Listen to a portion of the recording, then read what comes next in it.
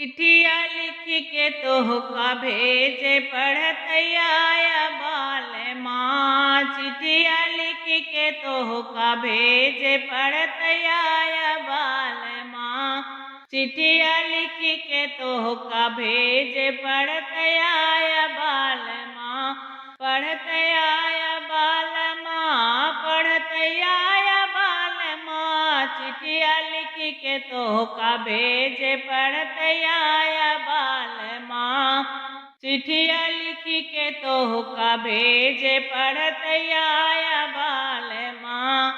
अपने मैया के करनिया तन की सुनला बाल माँ। अपने माई के करनिया तन की सुनला बाल माँ। घूमी है टोला यौ पड़ोसी झगड़ा ठनी है बाल माँ। घूमी है टोला यौ पड़ोसी झगड़ा ठनी है बाल माँ। चिट्ठिया लिख के तोहका भेजे पढ़त आया बाल माँ। चिट्ठिया लिख के तोहका भेजे पढ़त आया बाल माँ। अपने भौजी के करनिया तन की सुनला बाल माँ। अपने भौजी के करनिया तन की सुनला बाल माँ।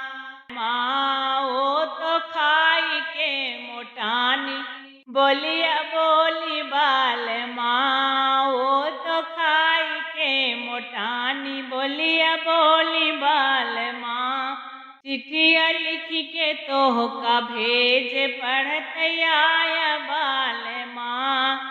अपने बहिनी के करनिया तन की सुनला बाल माँ। अपनी बहिनी के करनिया तन की सुनला बाल माँ। घूमिए गाँव यो नगरिया नैन लड़ई है बाल माँ।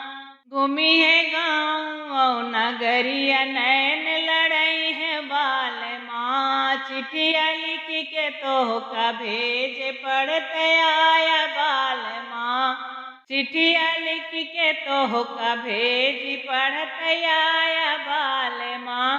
पढ़त आया बाल माँ, पढ़त आया बाल माँ। चिट्ठिया लिख के तोहका भेजे पढ़त आया बाल माँ।